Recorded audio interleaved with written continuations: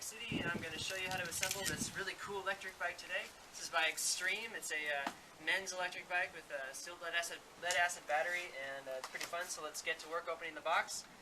First thing you'll need is a box cutter. You also need a 15mm wrench, an Allen key set, and probably some smaller wrenches, 8 and 10mm, and some lube for putting on the threaded joints and all that. So I'm going to start cutting it open. So one trick I use to open these bikes is to cut down the front of the box. So if you do it this way, it's a lot easier to get the bike out.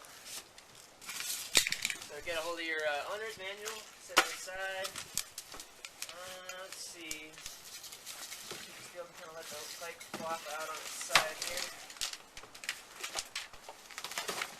Okay, you got a seat. Take a little inventory, make sure you have everything. Cool, so there it is. Just start taking the packaging off.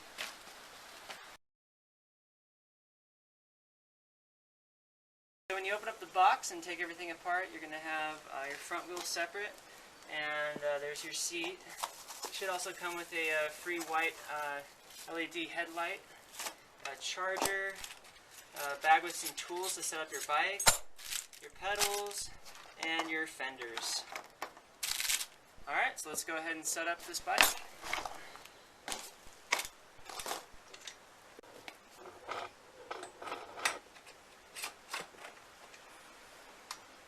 Alright, so now we're going to set up the handlebars. You're going to have a lot of wires here, but it's pretty simple. If you just turn the fork to the straight position, make sure that the handlebar wires, everything is connected and looks like it's in the proper place. And you may have to adjust this part a little bit and slide it right in. Once that's in, just take your Allen key and go ahead and tighten down that headset. What that's going to do is lock the handlebars into place in the headset of the bicycle. Okay, these washers are on here. Make sure they go to the outside of the part where the nut is on the axle bolt, because they're going to go on the outside in this little hole here on the fork dropouts. Match up the washer to the fork dropout. Put the wheel in. You guys can't really tell, but on the end of the pedal spindle, there's a letter R and the letter L. So the letter R goes on the right side of the bike. That's the drive side, the side with the crank. L goes on the left side of the bike, which is the side without the drive side, without the crank. L is going to go on counterclockwise, and R is going to go in clockwise. Every time you put on a pedal, make sure you lube it down first. Grease is better, but I've just got some lube today, some white lithium grease lube, so I'm just going to pour a little on the spindle there. Set it into the crank arm and use your finger to get the thread set in there. If it doesn't feel like it's going in, don't force it, pull it back out and put it back in. This one went in just fine. So we're going to kind of just ease it in. Then you'll want to take your 15mm Allen wrench and put it, and then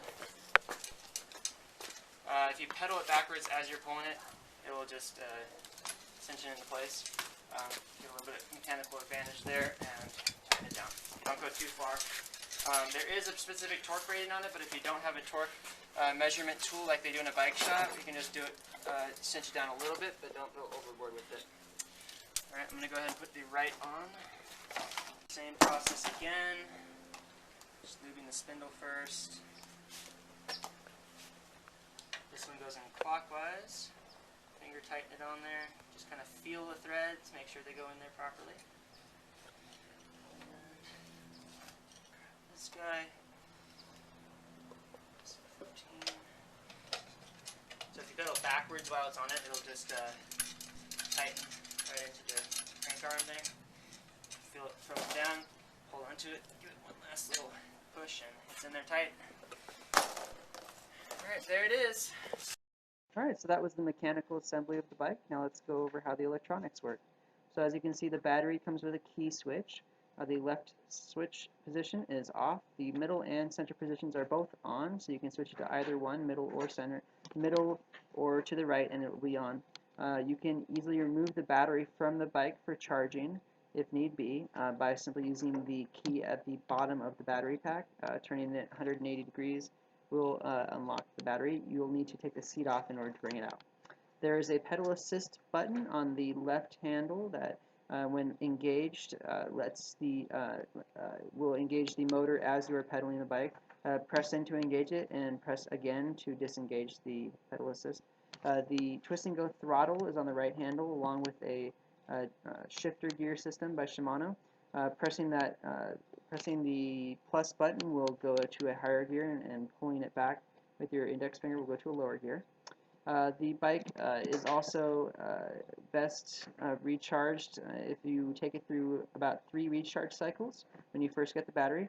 One thing to watch out for in the pedal assist mode is you don't want to have the pedal assist mode on and be pulling the throttle at the same time, because it's been known to short out the controllers. So just keep in mind the pedal assist is more like a cruise control button. So when you first start out, you'll probably want to use the twist and go throttle to get the bike rolling, but once you're rolling, you can release that, put the pedal assist mode on, and let the bike push you as you pedal. If you want to ride it like a moped, just turn the pedal assist mode off and pull the twist and go throttle, and you don't even need to pedal. You can just let it push you right away. This bike is really, really fun for commuting because it allows you to get good exercise but still even out the ride and smooth out the hills. It's great for the off-roads, and it takes you up pretty substantial hills still. Watch out if you go over any big bumps, as the battery is quite heavy and it will knock around during big bumps. You don't want to crack the battery case. And yeah, so it's available for $4.99 at RoadBikeCity.com. I invite you guys to go check out our site and leave us some comments. Like the page on Facebook, like this video if you liked it, and subscribe to our channel. Alright guys, see you out on the trails.